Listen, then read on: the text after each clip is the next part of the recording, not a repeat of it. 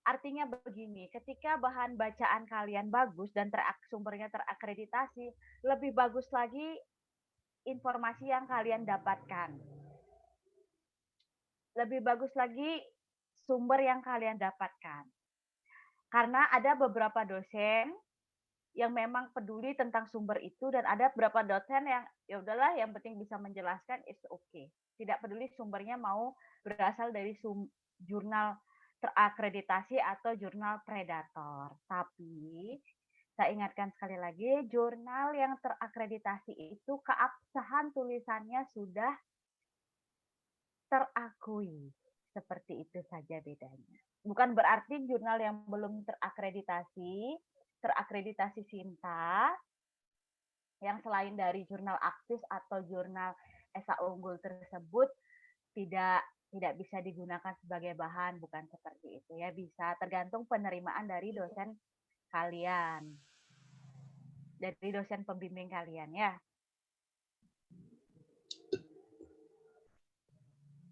Sampai sini paham nggak, Ananta? Paham, Bu. Paham, Bu. Oke. Saya lanjutkan ya. Ya, Bu.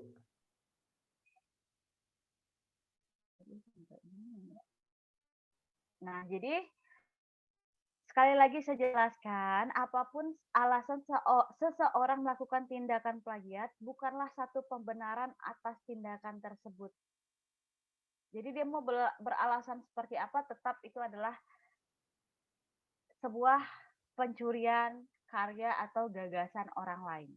Dan hal tersebut dikatakan tindakan kriminal dalam dunia akademisi. Dalam dunia pendidikan itu adalah sebuah tindakan kriminal. Jadi di sini beban sosialnya lebih besar ya. Ketika teman-teman kerja kita tahu kita melakukan tindakan kriminal, otomatis kredibilitas kita akan diragukan. Nah, sekarang pertanyaannya bagaimana agar kita terhindar dari hal itu? Bagaimana cara menghindari tindakan plagiarisme?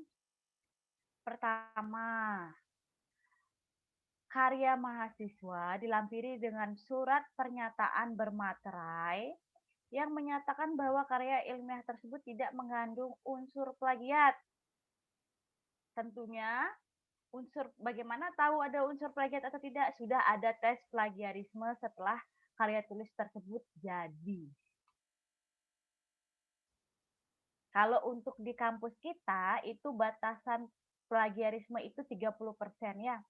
Jika lebih dari 30% itu sudah dikatakan plagiarisme dan akan dikembalikan kepada penulis dan akan disuruh menulis ulang kembali. Jadi dari awal hal ini baiknya kita selalu mencantumkan penulisnya dan menggunakan teknik kutipan dan parafrase yang baik dan benar. Kedua, sebenarnya perguruan tinggi berkewajiban mengunggah semua karya ilmiah yang dihasilkan di lingkungan perguruan tingginya, seperti portal Garuda atau portal lainnya yang ditetapkan oleh Direktorat Pendidikan Tinggi. Portal lainnya ini seperti OJS ya, Open Journal Source, seperti itu. Tapi kalau kemarin-kemarin saya tidak mengerti mengapa Aktis belum memiliki hal ini.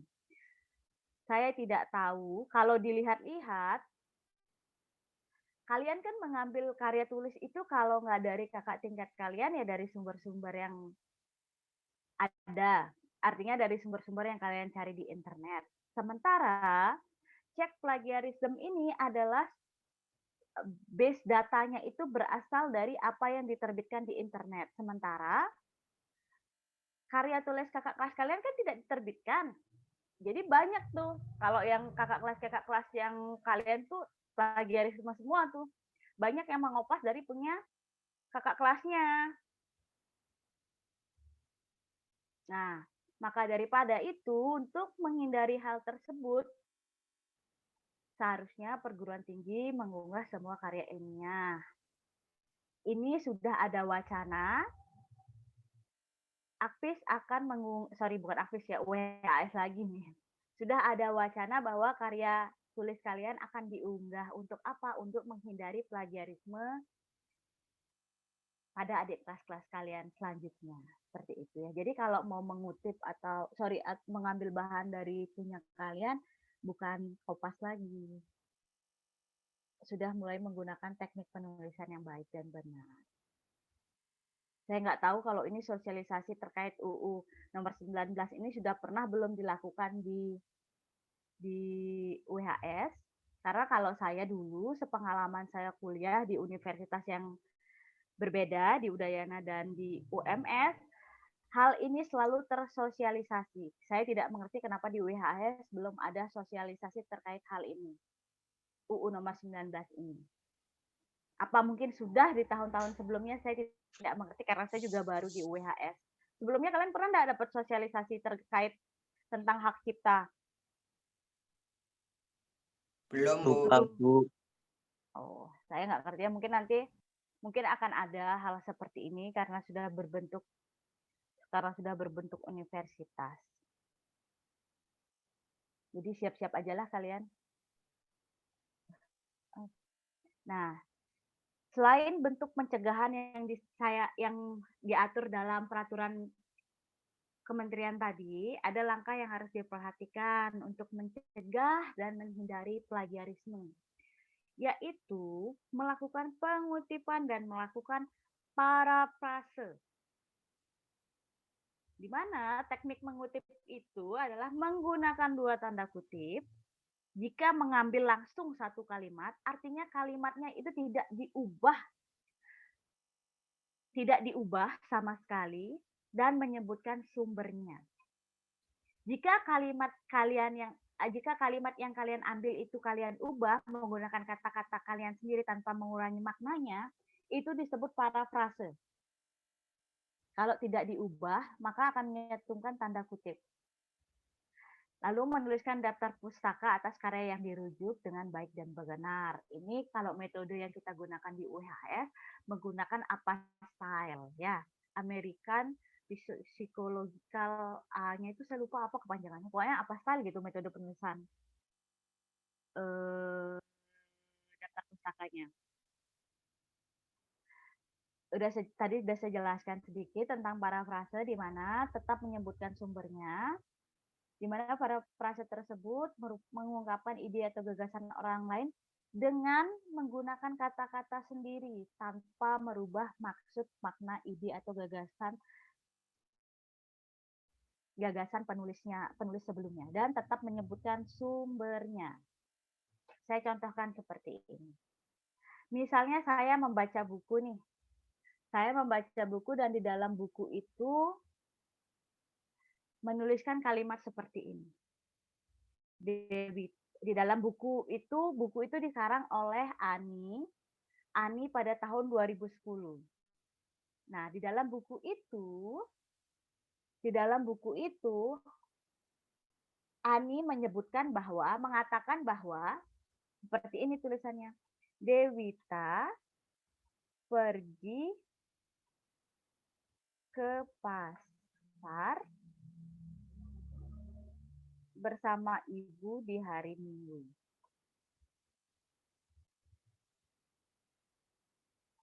Atau Dewita pergi ke pasar dengan ibu di hari Minggu.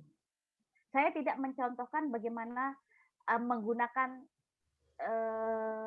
sebuah penyakit ya. Karena nanti ketika kita akan berbicara penyakit itu udah pengetahuannya harus sudah lebih luas tentang penyakit tersebut. Saya contohkan cara yang paling simpel dengan kalimat yang paling simpel.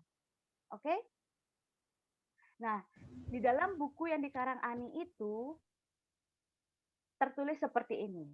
Dewita pergi ke pasar dengan ibu di hari Minggu. Hal ini ingin saya masukkan di dalam tulisan saya. Tulisan yang Ani buat ini ingin saya masukkan ke dalam tulisan saya. Jika saya ingin menggunakan teknik parafrase atau teknik kutipan dulu, teknik kutipan berarti penulisannya akan seperti ini. Ani 2010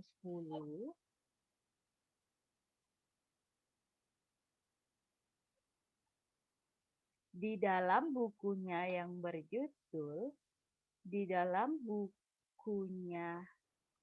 berjudul aktivitas aktivitas aktivitas harian wanita. Misalnya bukunya Ani ini judulnya aktivitas harian wanita.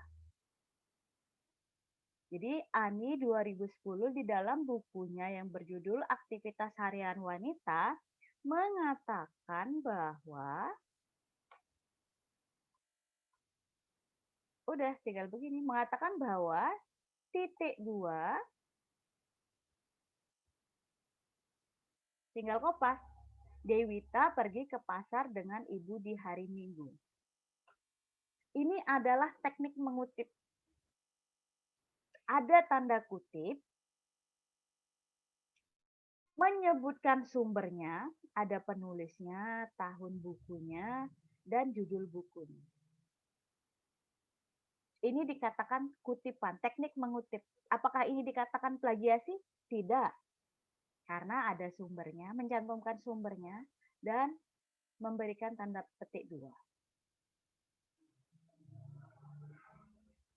Lalu, jika saya ingin menggunakan teknik parafrase, dalam parafrase saya akan menulis seperti ini. Parafrase. Berarti saya harus menggunakan kata-kata saya sendiri tanpa mengurangi makna dari tulisan tersebut. Jadi saya akan menggunakan kata-kata saya seperti ini. Pada hari Minggu, Dewita bersama ibu pergi ke pasar. Apakah maknanya berbeda dari kalimat yang ingin saya parafrase? Berbeda nggak maknanya? Enggak, Bu. Ya. Tapi susunan katanya berbeda nggak? Ya, berbeda. Nah, begitulah cara memparafrase. Semudah itu.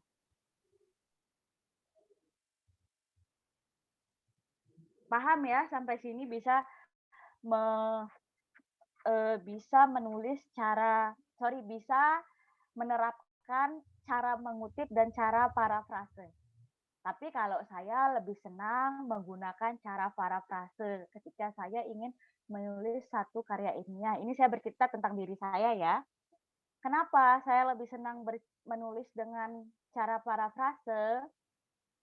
Pertama, saya akan mengolah pikiran saya untuk menyusun kata dan merangkai kata, tapi tidak mengurangi makna. Sehingga saya terbiasa mendidik diri saya sendiri tidak mengkopas. Artinya saya lebih menganalisa kalimat yang ingin saya tuliskan. Jadi saya lebih tahu apa yang maksud dari tulisan saya sendiri.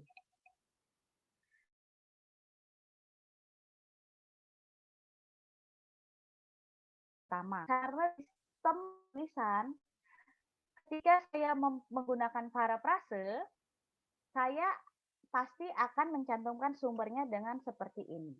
Ani 2010. Harus mencantumkan judulnya kan? Saya akan mencantumkan judulnya seperti ini. Sumbernya dengan cara seperti ini. Ini adalah cara parafrase. Ada sumbernya di belakangnya yang disebut dengan citation. Ini adalah citation. Yang saya blok ini adalah citation. Citation saya bisa menggunakan penulisan citation dengan citation otomatis dari Word yang setelah saya ajarkan reference dari menu reference. Artinya apa? Semua sumber yang saya tulis sudah ter-save dengan baik di draft file tulisan saya. Artinya apa? Ketika saya membuat daftar pustaka, saya hanya butuh waktu 3 menit. Saya tidak perlu pusing mencari daftar pustaka mana yang harus saya lengkapi. Berbeda jika dengan menulis menggunakan metode kutipan.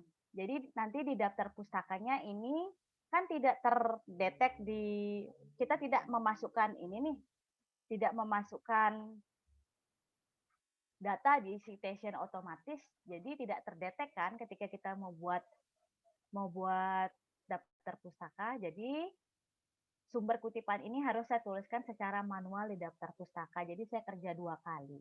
Itu hal yang tidak saya sukai ketika menggunakan kutipan. Jadi saya lebih mudah menggunakan parafrase dan keuntungannya bagi saya lebih banyak. Saya melatih pikiran saya untuk mengolah satu informasi yang ingin saya tulis. Dan kedua, memudahkan saya saat membuat daftar pustaka. Untuk kalian sebagai penulis silahkan bekerja dengan cara yang kalian suka karena itu kewenangan penulis, tapi tetap dengan rule yang benar dan baik agar terhindar dari plagiarisme dan memberikan tulisan yang baik kepada para pembaca dan menyebarkan ilmu yang baik dari tulisan yang Anda tulis. Seperti itu ya. Nah, di sini sanksi-sanksi plagiarisme sudah ada diatur dalam Undang-Undang Nomor 20 Tahun 2003, di mana dikatakan bahwa pada pasal 25 ayat 2, lulusan perguruan tinggi yang karya ilmiahnya digunakan untuk memperoleh gelar akademik, profesi atau vokasi, terbukti merupakan jiplakan, akan dicabut gelarnya. Dan pada pasal 70 itu dinyatakan jika terbukti melakukan jiplakan akan dipidana dengan pidana penjara paling lama 2 tahun dan atau denda paling banyak 200 juta rupiah. Mungkin jika dilihat dari sanksinya, it's okay, biasa aja ya. Sanksi pertama dicabut gelarnya, it's okay. Tanpa ada gelar kita masih bisa berusaha sendiri, masih bisa jualan sendiri. Entah jualan dengan cara apa, atau bisa beralih profesi, membuka toko, seperti itu. Hidup masih tetap berjalan nih jika gelarnya dicabut. Kedua, jika dipidana, pidananya cuma 2 tahun. Di penjara 2 tahun cuma makan tidur, it's okay, anggap liburan. Dipidana kena denda 200 juta, it's okay, punya uang 200 juta, bayar, tidak kena tahanan, tidak di penjara. Semudah itu ya, segampang itu sanksinya. Tapi sekali lagi, sanksi yang berat adalah sanksi sosial. Kita jadi sia-sia melakukan apa yang sudah kita lakukan selama ini. Dan kedua, pandangan seseorang terhadap kita akan menjadi menurun. Dan kita akan dipandang sebelah mata oleh pelaku-pelaku akademisi ya di dunia pendidikan. Kalau dilihat dari pasal-pasalnya sih sebenarnya santai aja, cuman kan sanksi sosialnya yang berat, malunya itu yang lebih berat. Dan untuk peraturan Menteri Nomor 17 mengatur sanksi bagi mahasiswa ini kan ketika sudah lulus nih, kalau untuk Undang-Undang Nomor 20 peraturannya ketika sudah lulus, kalau ini adalah ketika masih menjadi mahasiswa, artinya dia sudah melakukan penulisan karya ilmiah tapi belum dikatakan lulus. Belum selesai sidang artinya. Ini dapat memperoleh sanksi berupa teguran, peringatan tertulis, penundaan pemberian sebagian hak mahasiswa, mungkin kalau ada beasiswanya dicabut, atau mungkin tidak diberikan izin untuk mengikuti beberapa mata kuliah, atau ada pembatalan nilai, atau yang paling berat sih pemberhentian dengan hormat dari status sebagai mahasiswa. Ini masih dengan hormat, masih bagus nih. Kalau yang kedua, yang tidak hormatnya, ya kalian bayangkan sendiri, sudah diberhentikan dengan tidak hormat lagi, seperti itu. Dan ini jika sudah mulai proses, misalnya kalian sudah selesai sidang, lalu tinggal menunggu ijazah nih. Nah, tapi ketahuan ternyata hasil tulisan kalian plagiat. Jadi akan ada pembatalan ijazah. Jadi ijazahnya batal diterbitkan. Sampai sini ada pertanyaan?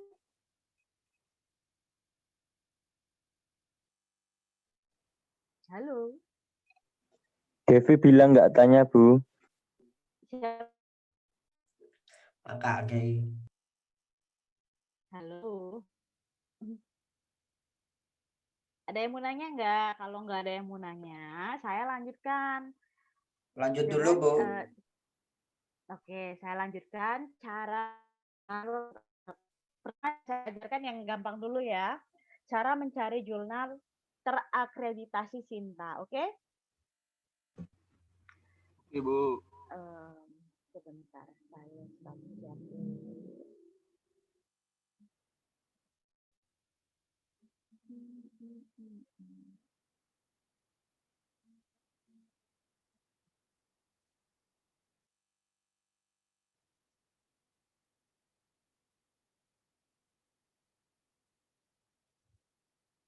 Ini tampilan Google saya udah kelihatan belum?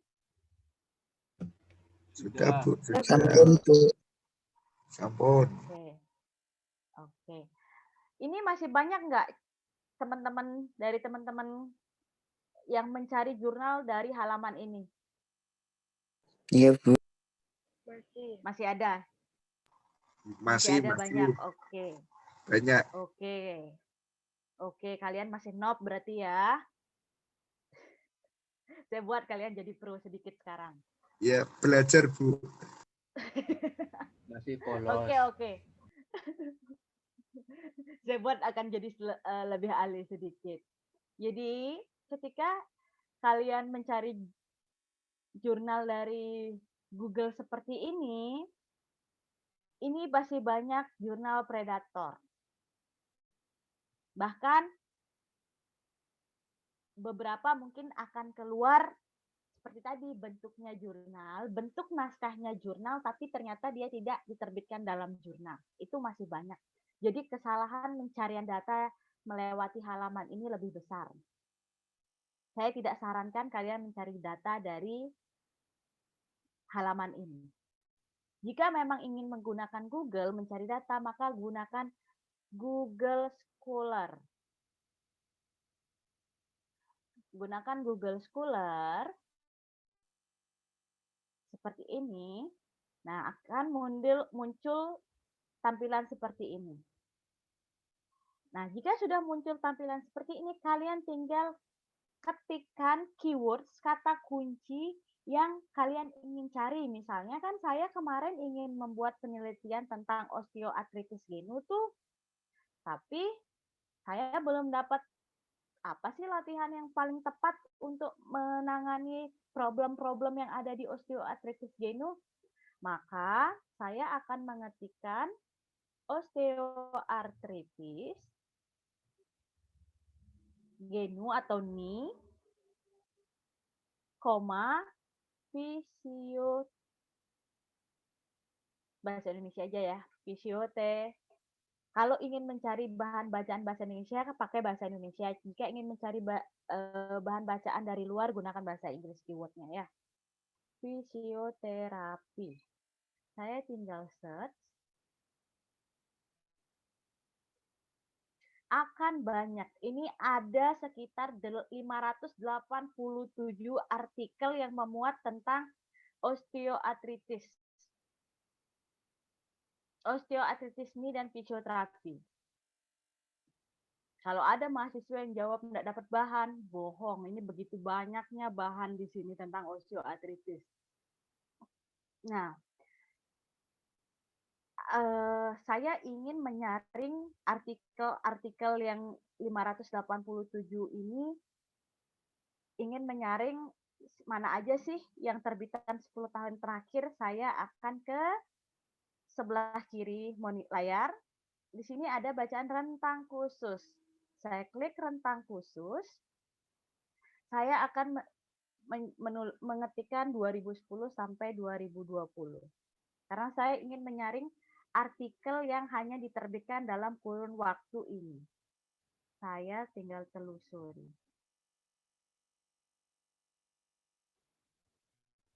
Sudah muncul akhirnya, ternyata dalam rentang 10 tahun terakhir hanya ada 533 artikel yang diterbitkan. Maka saya akan membaca artikel ini aja karena masih baru-baru nih 10 tahun terakhir. Ya, tinggal download aja, ini ada bacaan PDF, tinggal download aja. Seperti ini.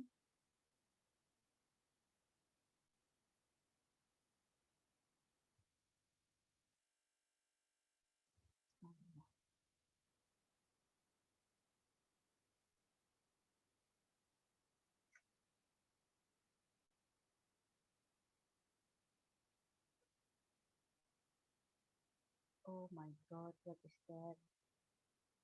Ini kalau pakai laptop kalian bisa guys, ini laptop saya belum di-upgrade nih softwarenya. Sorry ya guys.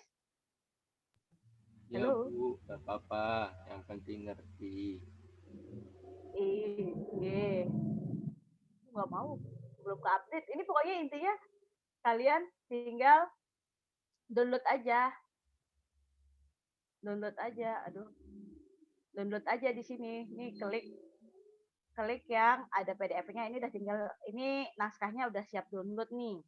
Tapi sekali lagi saya ingatkan, dari Google Scholar ini ada beberapa jurnal yang tidak terakreditasi Sinta. Kalau kita mencari bahasa Indonesia berarti ini tidak terakreditasi Sinta. Beda halnya kalau saya nulis bahasa Inggris ya, yang keluar nanti akan tulisan bahasa Inggris semua. Saya ganti menjadi fisioterapi keluarnya. Nah, yang keluar bahasa Inggris semua nih.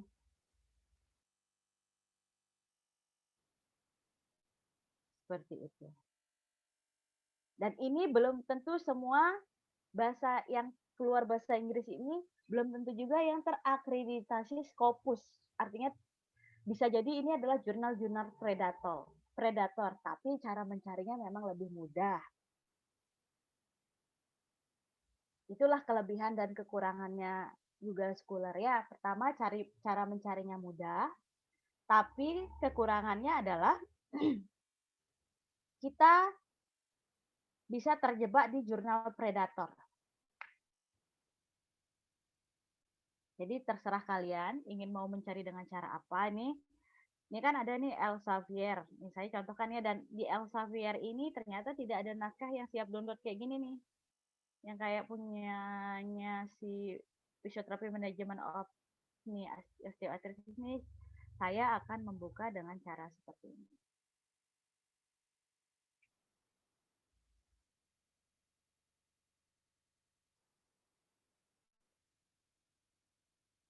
Ini kan sudah muncul nih artikelnya.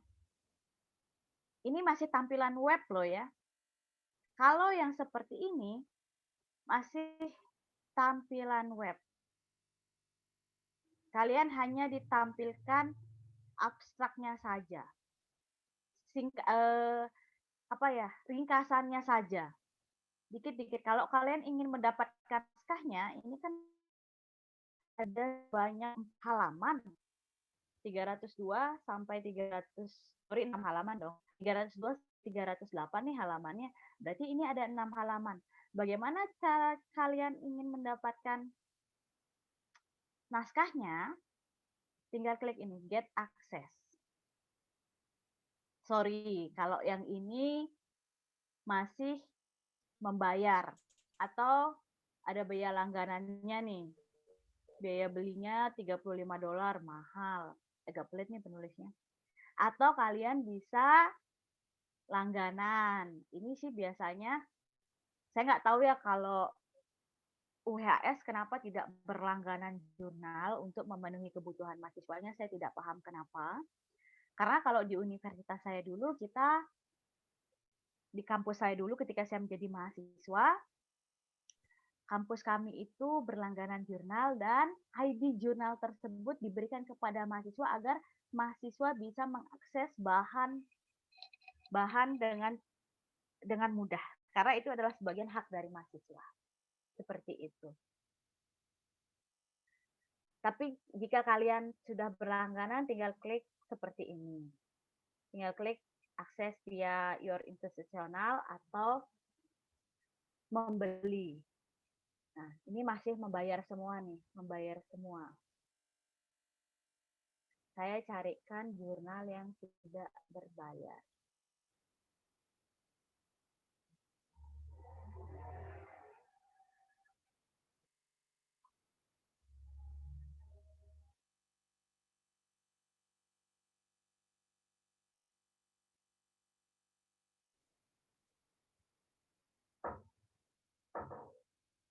Ini ada nih jurnal yang tidak berbayar. Normal lumbo pelvic muscle length and their interrelationship in adolescent female. Tinggal download aja atau tinggal kalau kita buka tampilannya akan seperti ini. Nah, biasanya kalau untuk di Elsevier jurnal yang berbayar, jurnal yang gratis akan ada seperti ini. Di atasnya akan ada menu download full text in PDF. Tinggal download aja. Mau download satu artikel aja atau mau download satu jurnal. Kalau mau download artikel ini aja, kalian tinggal download artikel ini. Ingat, dalam satu jurnal itu bisa menerbitkan beberapa artikel. Misalnya dalam satu jurnal itu menerbitkan 10 artikel, jadi kalian download full isunya. Download full issue di sini akan file yang akan kalian download adalah semua artikel yang diterbitkan di jurnal itu pada volume berapa nih ya? Pada volume 36 dan nomor 2. Jadi berarti ini dia dalam setahun 2 kali terbit. Seperti itu. Tinggal download, saya downloadkan satu aja ya. Download this article.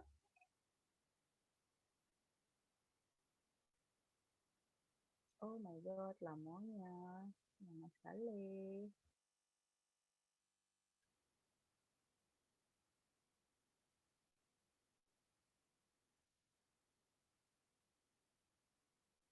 Nah, ini adalah artikel yang kalian download dari Elsevier tadi. Yang normal tinggal download aja. Klik yang ini, udah tinggal terdownload. Inilah kalian akan cantumkan sebagai daftar pustaka kalian. Paham ya? Paham. Oke. Saya lanjutkan ke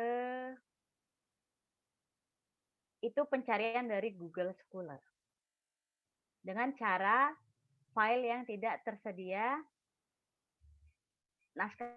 naskah aslinya untuk gampang di-download nih. Yang tadi kan tidak tersedia nih. Kalau yang lainnya kan tinggal gampang nih download asli. Download aja tanpa buka halamannya.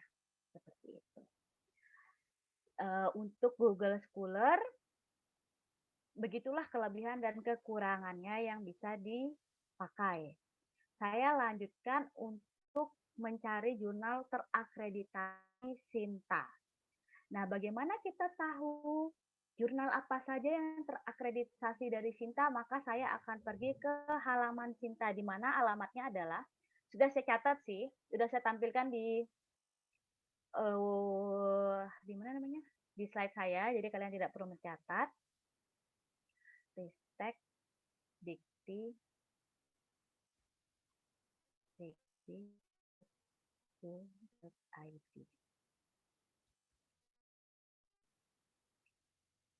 Nah, aduh salah masukin tempat guys. Ristek Dikti akan muncul seperti ini. Akan muncul tampilan seperti ini jika kita ingin mencari jurnal-jurnal terakreditasi Sinta. Nah, jika sudah muncul halaman seperti ini di Sinta Ristek BRIN, kita akan ke atas nih. Ada menu, submenunya ada submenu search. Klik submenu search. Ada menu jurnal, maka klik menu jurnal. Nah, akan muncul tampilan seperti ini. Maka karena saya ingin mencari jurnal dalam bidang fisioterapi, saya akan mencari, ini jurnal loh ya, bukan artikel. Kita cari keywordnya dulu, berarti jurnal fisioterapi. Saya hanya akan mengetikkan fisioterapi di kolom pencarian ini. Saya akan mencari. Ternyata hanya ada, berdasarkan pencariannya, hanya ada 2 jurnal yang terindeksasi SINTA, 2 jurnal fisioterapi yang terindeksasi SINTA. Pertama adalah jurnal ilmiah fisioterapi dan jurnal fisioterapi dan rehabilitasi punya kita. Dan punyanya Esa Unggul. Oke. Saya ingin, berarti setelah saya menemukan jurnal yang terakreditasi, baru saya mencari artikel sesuai dengan kasus yang ingin saya angkat. Saya